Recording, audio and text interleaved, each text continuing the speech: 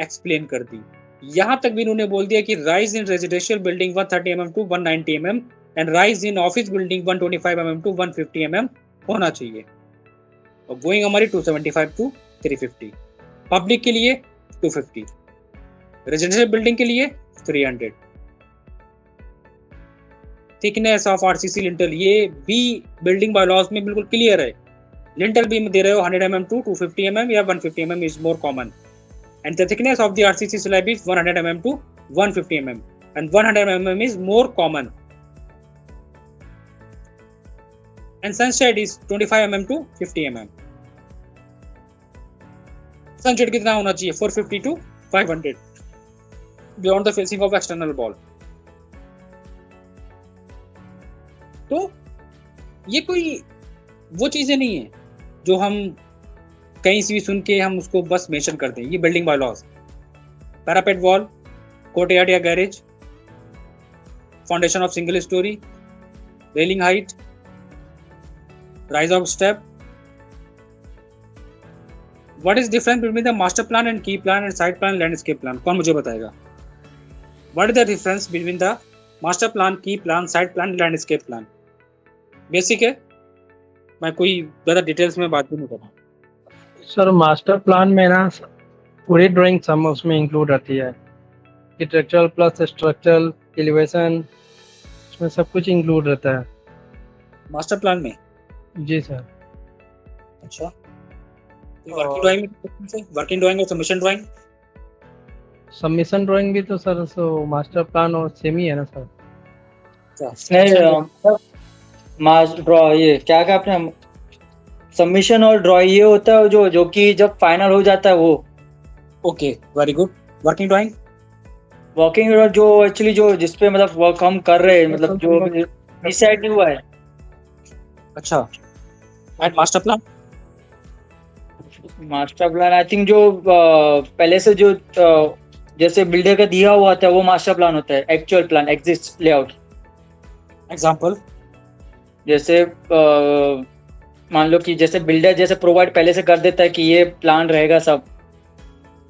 Master plan कहाँ पर apply होता है? रेजिडेंशियल, कमर्शियल, कहाँ पर? रेसिडेंशियल सर शायद। अच्छा, रेजिडेंशियल में, ठीक है। की प्लान और साइड प्लान क्या होता है? और landscape plan? Sir landscape, sir side plan. Landscape तो सर वो साइट का प्लान रहता है जो साइट से स्टार्ट नहीं हुआ रहता है। हाँ, ग्राउंड रहता है। अच्छा, ठीक है, वो प्लान रहता है। और जो साइट प्लान है सर, जो भी साइट पर काम होते हैं, जो भी हर एक ड्राइंग का अलग अलग प्लान बनता है, जो हर एक प्लान का अलग अलग बनता है। Landscape plan?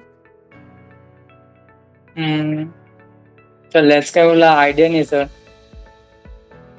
Okay, I think मतलब सर जो लैंड रहती है, आई थिंक वही उसका प्लान। उसको नाम से निकाल लिया हम लोगों ने।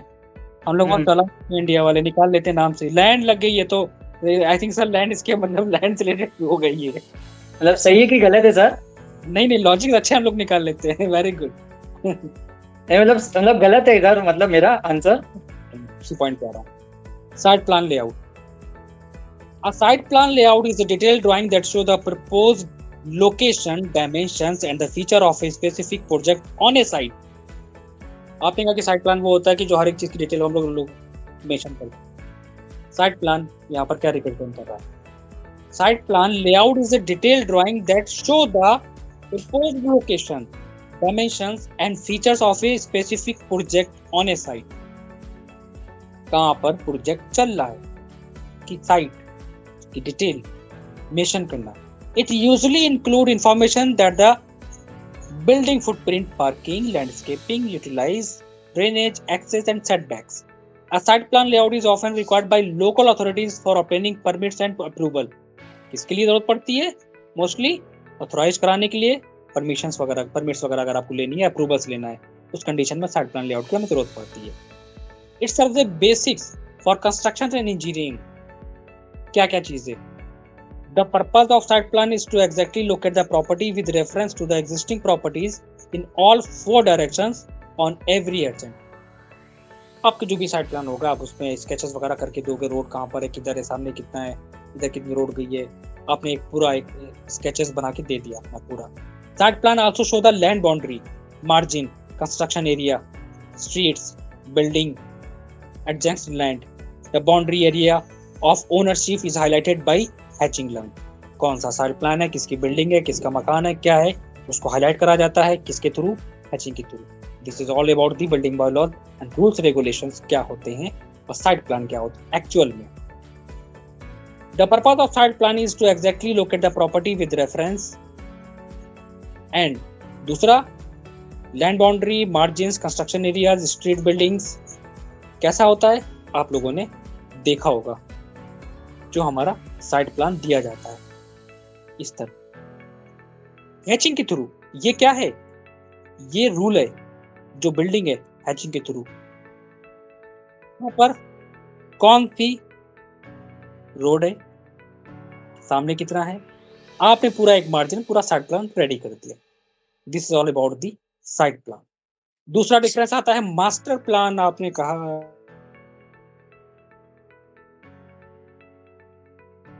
जैसे कि आपने कहा कि मास्टर प्लान, आपने कहा मास्टर प्लान हमारी सारी सब मिला के मास्टर प्लान हो गया।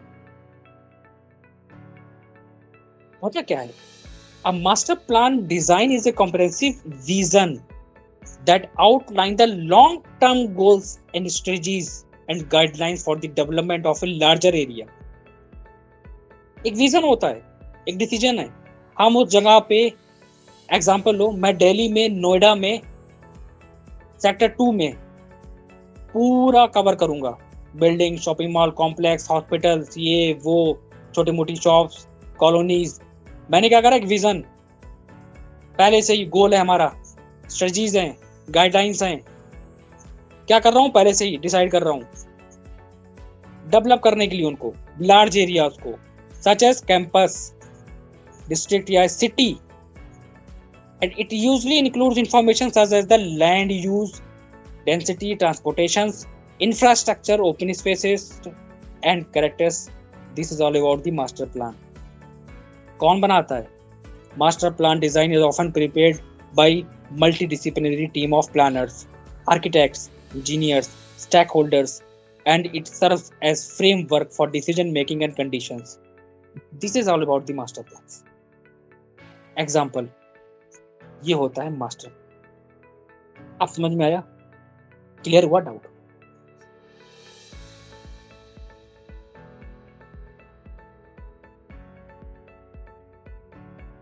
सर किसका डाउट क्लियर हुआ? जी सर क्लियर हो गया।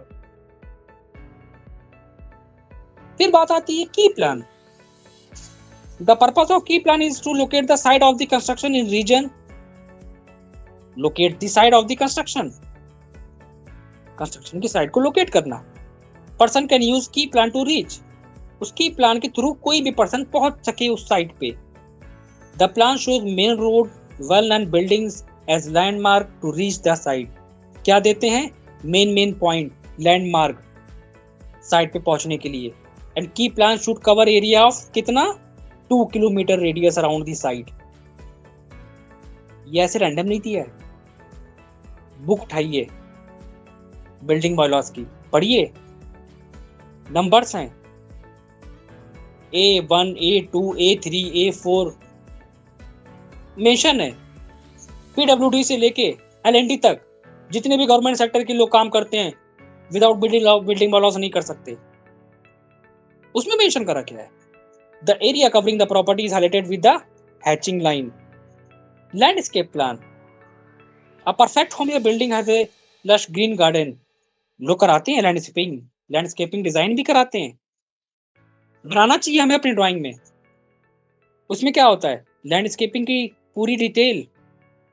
कौन, अब लैंडस्केपिंग में क्या है, अब ये थोड़ी ना है कि कोई भी ट्रीज उठाओ वहां पे ले आके कॉपी पेस्ट कर दो, नहीं, वहां पर आपका कौन सा ट्री है उस प्लांट की लिस्ट होनी चाहिए, कौन सा प्लांट यूज करा है उसके बारे में नॉलेज होना चाहिए आपको, वरना आप ऐसे नहीं दे सकते। ये होता है क्या, लैंडस्केपिंग प्लान, साइट प्लान और की प्लान। की प्लान हमारा कैसा नजर आता है, किस तरह दिखता है, this is all the key plan. ये होता है मेरा की प्लान। 2 किलोमीटर तक पूरा डिटेल। कहाँ पर? ये प्रॉपर्टी साइट है हमारी, देन ये रोड है, ये रोड है, ये आपने कोई भी मार्किंग कर दी, यहाँ से ये रोड जा रही है, ये आपका लाइक कुछ भी है अपने वहाँ पर पॉइंट मेंशन कर।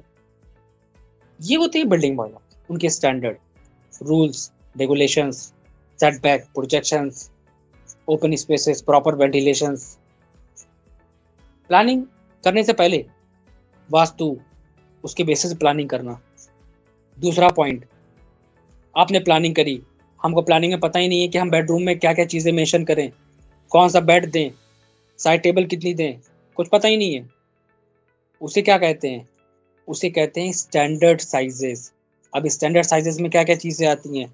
स्टैंडर्ड साइजेस में हमारे पास बहुत सारी चीज़ें होती हैं। अगर मुझे पता नहीं है तो फिर हमको मेंशन क्या करेंगे? हमें पता होना चाहिए size of bed. Standard 40%, 60% client की रिक्वायरमेंट, उन दोनों को आप अपने मर्ज नहीं कर सकते। प्रैक्टिकली आप लोग काम करते हैं, प्रोफेशनल से 6x6, 7x7, 8x8 का आपको बेड देना है। रूम का साइज भी आपको देखना है, क्लाइंट की रिक्वायरमेंट भी आपको देखनी है, तीसरा आपको बजट भी देखना है। सबको देखने के बाद ही डिसाइड करा। स्टैंडर्ड का मतलब पता होना चाहिए for knowledge. King size bed measures 72 into 78 inches and are suitable for master bedroom that are at least 12 feet wide. ये हो गया बेड के बारे में। कि कोई पूछे मुझे बताओ किंग साइज बेड का क्या साइज होता है, आपने बता दिया 72 into 78 इंचेस का होना चाहिए और सुटेबल फॉर मास्टर बेडरूम्स के लिए होता है that are at least 12 feet wide होता है। फिर किसी ने आपसे पूछ लिया कि मुझे बताओ क्वीन साइज बेड क्या होता है, 16 to 78 इंचेस का, सुटेबल फॉर कॉम्पैक्ट या स्मॉलर बेडरूम्स के लिए यूज करा जाता है। एंड सिंगल बेड हमारा 36 into 72 इंचेस का होता है and are ideal for kids या सिंगल पर्सन बेडरूम के लिए। And top of the mattress height is approx दी गई है, इसमें कितना आप एवरेज बेड की हाइट आप उसके अकॉर्डिंग ली जाती है। ये भी स्पेस प्लानिंग इंटीरियर में पढ़ा जाता है कि हमारे पास क्या क्या स्पेसेस होने चाहिए। बेड प्लेस कर दिया।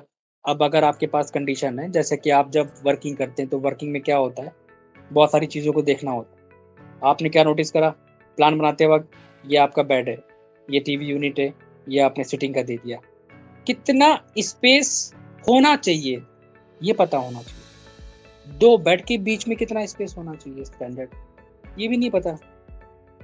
The most common way to separate two single bed is by inserting a shared bedside table in between. The distance between 2 single beds should be at least 3 feet. Approx 3 feet. Standard. कम ज़्यादा कर सकते। The minimum clearance on the other side of the single bed or even double bed around 24 inches, so that is convenient to make the bed. Approx 24 inch होनी चाहिए।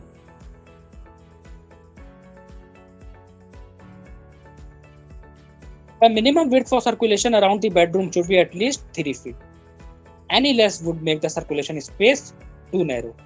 हम लोग जब design करते हैं तो हम लोग डिज़ाइनिंग में सोचते नहीं है।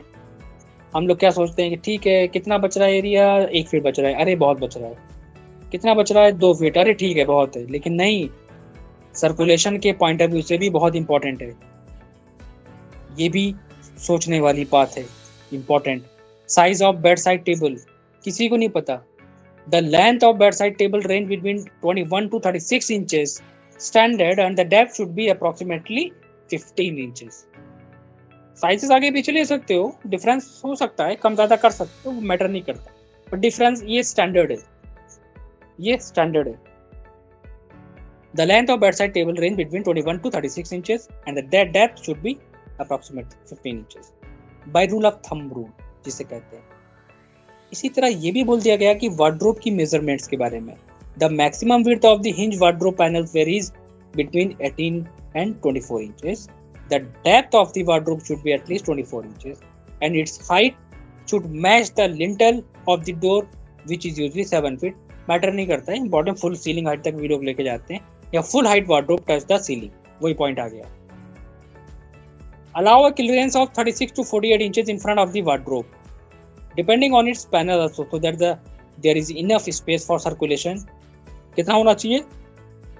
3 फीट अप्रॉक्स, 3 से 4 फीट का अप्रॉक्स होना चाहिए। इतना गैप प्रॉपर तरीके से ओपन स्पेस को यूज कर सकें और उसके जो वार्डरोब के शटर्स हैं उनको हम ओपन कर सकें।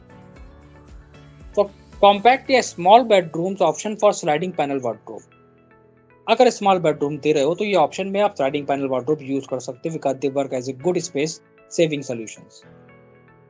टीवी डिस्टेंस फर्नीचर प्लानिंग का पार्ट है। आपने मेंशन करा कितनी होनी चाहिए, पता ही नहीं। The ideal size of TV for a bedroom should B 32 to 42 inches. Diagonal measurement of the screen, it is essential to measure the viewing distance of the TV from the bed. ये depend करता है distance आप कितनी लेके चलते हो कितना है, बट 32 to 42 इंचेस। उसी तरह ड्रेसिंग टेबल के भी स्टैंडर्ड्स होते हैं। The length of the dressing table should be at least 2 feet but can vary as per the size of the room. 32 या 36 इंचेस। डेप्थ एटलीस्ट वही होती है 15 to 16 इंचेस, हमेशा ध्यान रखें, so that there is enough space for applying जो भी चीज़ें आपको यूज़ करनी है वो आप इसमें कर सकते हैं। ये हो गया आपके हर एक के standard. Study tables approx, the study tables should be at least 4 feet long and 21 to 24 inches deep. Clearance कितना होना चाहिए? 4 feet behind the study table so that there is enough space for one person so to sit. Ceiling height comfort सभी को पता है, depending on the total height of the structure. For bedroom should be at least 9 feet, anything else that is make the space for depend करेगा। The clearance between the true ceiling and the fall ceiling range between 5 and 6 inches. ये भी depend करता है हमारे ऊपर। इसी तरह और भी बहुत सारी चीजें हैं, मतलब कि अगर हम स्टैंडर्ड्स पे आए और उनको देखें, क्योंकि अगर हमें ये नहीं पता होंगे तो हम प्लानिंग में नहीं दे सकते। आपको बताना चाहेंगे कि आप लोगों को हर एक साइज के बारे में मालूम होना चाहिए, आपको नॉलेज होना चाहिए।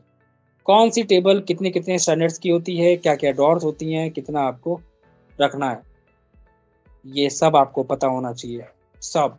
तो ये सारे नोट्स मैं प्रोवाइड करूँगा तो आप लोगों को, ताकि आपको मालूम चले। दूसरी चीज़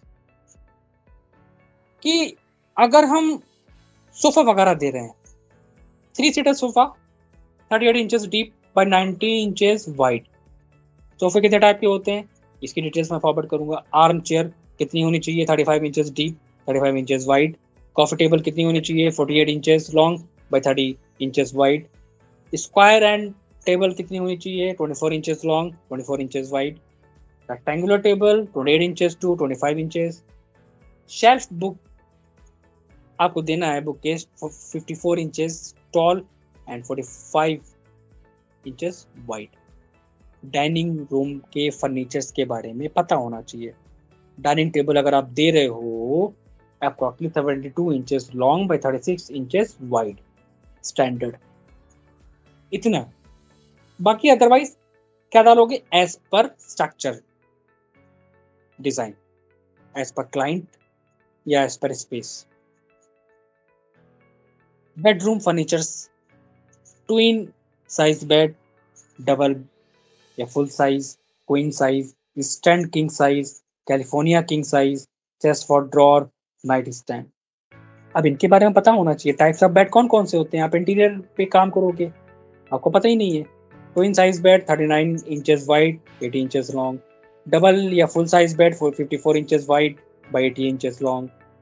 queen size bed 60 inches wide 80 inches long. Eastern king size bed 76 inches 80 inches. California king size bed कितना होना चाहिए? क्या है ये? स्टैंडर्ड, तभी तो हम मेंशन कर पाएंगे। कोई आपसे पूछेगा जरा मुझे बताओ बेडरूम में क्या देना चाहिए साइज, कितना क्लियरेंस होना चाहिए, साइड टेबल कितनी होनी चाहिए, कैसे मेंशन करेंगे? Office desk 48 inches wide 30 inches deep.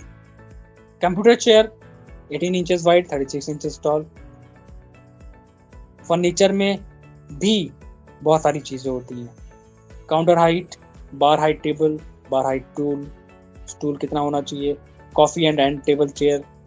Kitchen के बारे में डिटेल्स पता होना चाहिए, क्या क्या होना चाहिए। किचन में अगर आपका square breakfast table for 4 people 36 inches by 36 inches, dish washer 24 inches, refrigerator कितना, free standing range, base cabinet 36 inches wide, 24 to 26 inches deep. कभी तो वर्किंग पॉसिबल है। दूसरी चीज, हमें इनके बारे में तो पता है, ये स्टैंडर्ड तो हम समझ जाएंगे, मुझे क्लियर हो जाएगा, इन सब के बारे में मैं बता दूंगा। लेकिन अगर मैं एक बात पूछूं, सभी लोग नॉलेज वाले हैं, सभी लोगों ने बहुत काम करा है, पढ़ा है। एक छोटा सा क्वेश्चन मेरा ये होगा, कितने टाइप की साइड टेबल होती है?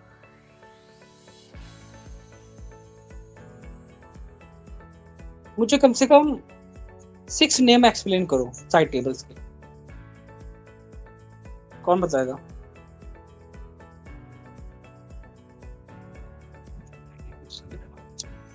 नेम तो सर पता नहीं है।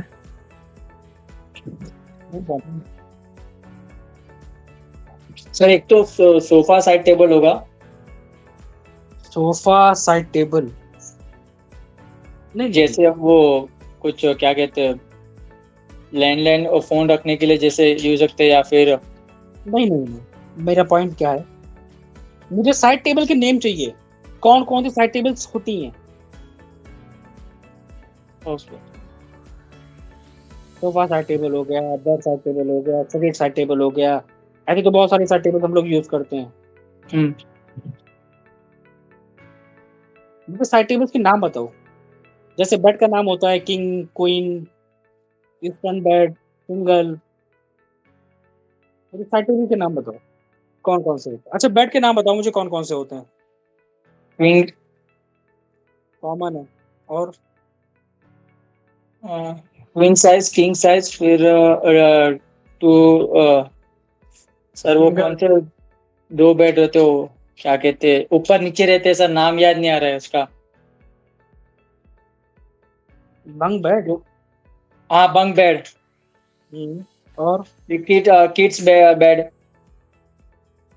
चलो ठीक है, मान लिया। और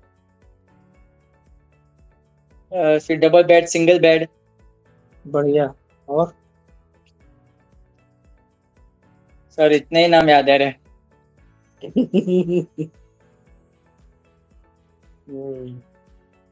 कोई आइडिया यूसुफ? अभी सर आप जो दिखा रहे थे स्लाइड, उसमें कैलिफोर्निया किंग साइज बेड था। बाकी सब चीज तो भाई ने बता ही दिया है, उतना मुझे भी आइडिया है। ठीक है, कोई बात नहीं, बढ़िया लगा, अच्छा नाम बताया आप लोगों ने, सही है। होता क्या है कि हम लोगों ने जितने नाम अब तक पढ़े वही मुझे पता, लेकिन गारंटी से बता रहा हूं मैं, बड़े से बड़े इंस्टीट्यूट की जो इंटीरियर डिजाइनिंग का 3 साल का 4 साल का डिप्लोमा भी सिखाते हैं, आप ये क्वेश्चंस उनसे भी कर लीजिएगा मेरी तरफ से। मुझे 15 नाम साइड टेबल्स के और 10 नाम बेड के और शैंडलियर के हमें कुछ नाम मुझे एक्सप्लेन कर दो।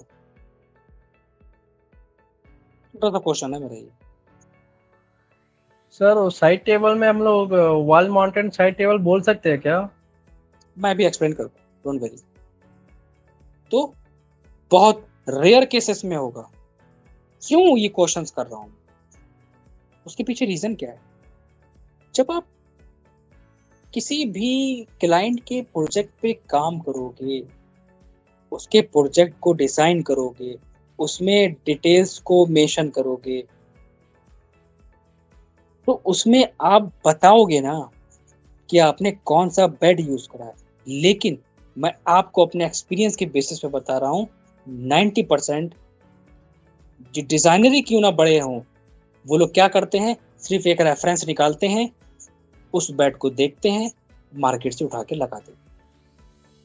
लेकिन आपको पता है कि एक अगर हम किसी भी साइड टेबल की बात करें, तो साइड टेबल्स में आप लोग जरा मुझे बताएंगे कि आप में से किसी ने ये नाम सुने हैं क्या? नहीं सर, सुने तो नहीं, वो देख भी फर्स्ट टाइम रहे हैं सर। सबने देखे होंगे। नाम मुझे बताओ, कोई बताए कि नाम पढ़े हुए मैंने। नाम बोल रहा हूँ सर, नाम ही फर्स्ट टाइम देख रहे हैं हम लोग। तो जब मुझे ये इनके बारे में नहीं पता होगा तो फिर हम इंटीरियर में और अपनी प्लानिंग में क्या चीजें मेंशन करेंगे? हम अपनी प्लानिंग में कैसे देंगे कि हम साइड टेबल यूज कर रहे हैं जब हमें उसका नाम नहीं पता? फ्लोरियन बेड साइड टेबल क्या होती है एंड वॉलनट फिनिश की होती है। कैरमन बेड साइड टेबल क्या होती है? फ्लोरी वेंच फ्रॉस्टी व्हाइट फिनिश की होती है। पता ही नहीं है हमें। और अगर हम देख लें, नाम ही बता दे कोई मुझे, इसकी बहुत बड़ी बात है। ब्रूनो बेड साइड, एंड्रॉइन bed side, Tesla bed side, honey finish, walnut finish. But बड़े से बड़ा डिजाइनर होगा, इंटीरियर डिजाइनर होगा, बनवा देगा कारपेंटर से। भाई डिजाइन तो आप बच्चा भी करवा देगा, कहीं ये फोटो जाके लाके दिखा दो, ना मुझे बताओ ना, वो इम्पोर्टेंट। सर ये जो नाम के साथ जो टेक्सचर लिखा हुआ है, जो फिनिश लिखा हुआ कलर का, तो कलर मतलब उस नाम के साथ उस कलर कंपलसरी है क्या, या अपन कलर भी चेंज कर सकते हैं? वो कंपलसरी नहीं है, वो चेंज कर सकते हो। पीओ पेंट, डिको पेंट, लैमिनेट कुछ भी कर सकते हो, मैटर नहीं करता है ना। इसी तरह अगर मैंने कहा कि मुझे नाम बताओ बेड के 10, 100% आप मार्केट में जाके पता कर लो, आप मुझे बता देना, फिर हम बताएंगे। नहीं पता होंगे 100%। अब मैं दिखा रहा हूँ, मुझे बता दो इसमें से किस किस ने नाम सुने हैं ये। चलो बताओ। नहीं सर, नाम तो नहीं सुने हैं सब, जो भी देख रहे हैं अभी। डिजाइन देखे सिर्फ। डिजाइन देखे हैं बस। 90% इमेजेस में डिजाइन आता है सामने, वाओ कितना खूबसूरत बेड है, पता नहीं फायदा क्या, पता होना चाहिए। कॉमन है, मुंबई बेड बहुत यूज करते हैं, लॉरा बेड बहुत यूज होता है, यूमी बेड बहुत यूज होता है। आप क्वेश्चन कर लेना, कल मुझे बता देना। नॉर्मा बेड, एलन, यूसो बेड, ऐसे नहीं है, ये सब मार्केट में अवेलेबल है, आप इनको परचेज कर सकते हैं। लेकिन बड़े से बड़े शोरूम पे जाएंगे, आप उसको नाम बताएंगे, बहुत रेयर केस में उसको पता होगा, बस डिजाइन देख के बोलेगा हाँ हाँ ठीक है बन जाएगा, नाम से नहीं बता पाएगा वो।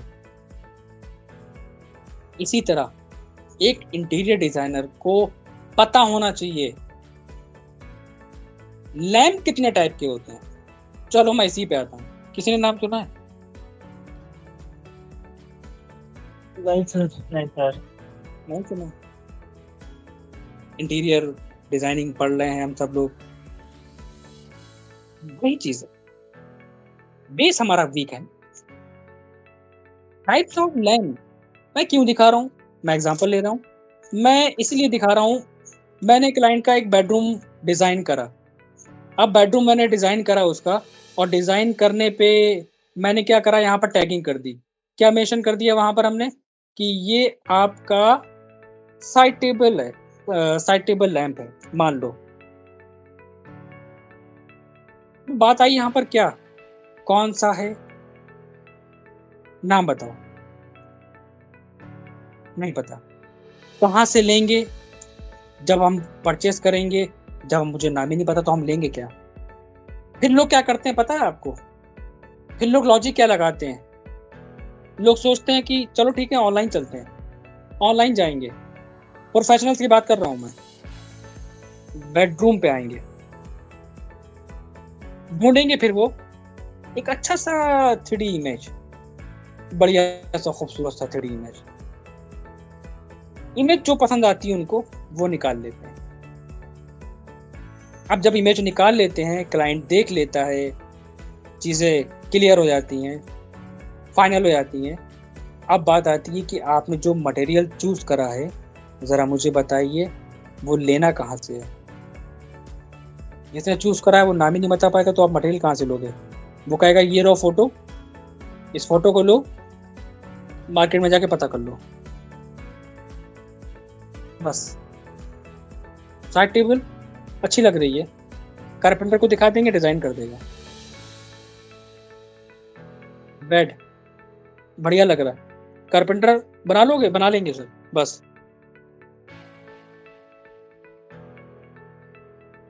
हम एक डिजाइनर, एक आर्किटेक्ट है, एक इंटीरियर डिजाइनर है, कुछ भी अपने आप को जोड़ो, लेकिन अगर आप से कोई क्वेश्चन करेगा और जब आप उसका रिप्लाई नहीं कर पाओगे तो आपके पास जितनी भी नॉलेज है वो बेकार है। इसलिए मैं बेस स्ट्रॉन्ग कर रहा हूं आप लोगों का, ताकि कल को आप किसी से बहस कर सके। मुझे मालूम है कि ये डिजाइन है, तब मैं क्या करूंगा, तब मैं अपनी डिटेल में, ये सिर्फ मैंने देखने के लिए नहीं लिया है ना बताने के लिए लिया है, तब हम अपनी डिटेल में मेंशन करेंगे। कैसे? मुझे क्लाइंट को यही चीज देनी है, मैंने उसकी डिटेल निकाली, कहां पर देनी है मैंने डिसाइड करा, यहां पर देनी है।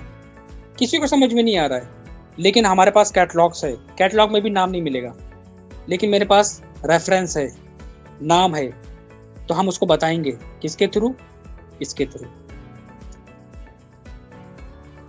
उसको मेंशन करके। ये होता है तरीका। कौन सा टेबल दिया है? ओके, साउथ फ्रंट टेबल दिया है, वेरी गुड, क्लियर हो गया, कॉन्फिडेंस आया। ये तरीका होता है काम करने का। इसी तरह आपको यकीन नहीं होगा, छोटी से छोटी डिटेल्स, चाहे वो आपकी शैंडलियर क्यों ना हो, अगर मैं किसी से पूछूं कि मुझे 6 नाम बताओ शैंडलियर के, चलो 3 नाम बताओ, कौन बताएगा?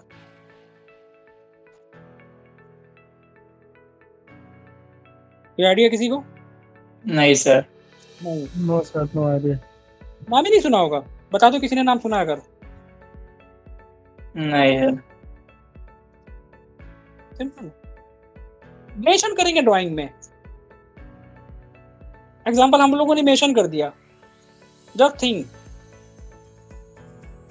सामने वाले पर्सन ने मुझसे क्वेश्चन करा, ओके वेरी गुड, क्या बात है भरत, यूसुफ, आप लोगों ने बहुत अच्छा बेडरूम बनाया है, जरा मुझे ये बताइए, ये जो आपने शैंडलियर दिया है इसका नाम क्या है? वहां पर हम रिप्लाई क्या करेंगे, जवाब क्या देंगे? ऑनलाइन निकाला है, उसको कैटेगरीज वाइज डिफाइन करेंगे। ये आपको याद करना है, भला कुछ नाम नोट करके लिखो, उनको याद करना है आपको, उनको माइंड में रखना है। ये आप लोगों का टास्क होगा, क्योंकि प्लानिंग से पहले बेसिक अगर आपका स्ट्रांग नहीं है तो प्लानिंग पे काम करना बेकार है। इसीलिए मैंने आज कुछ स्टैंडर्ड्स की बात करी है, बिल्डिंग बाय लॉज की बात करी। बिल्डिंग बाय लॉज की क्यों बात करी है? इसलिए बात करी बिल्डिंग बाय लॉज की मैंने, क्योंकि जब आप डिजाइनिंग करोगे तो आपको ओपन स्पेस छोड़ना है, प्रॉपर वेंटिलेशन छोड़ना है, रूम के साइजेस पता होने चाहिए, कहाँ पर पोर्च है, कितना आप दे रहे हो, डोर विंडो, वास्तु पता होना चाहिए। ये क्या है? ये बेसिक है, इसी पे हम काम ही नहीं करते हैं।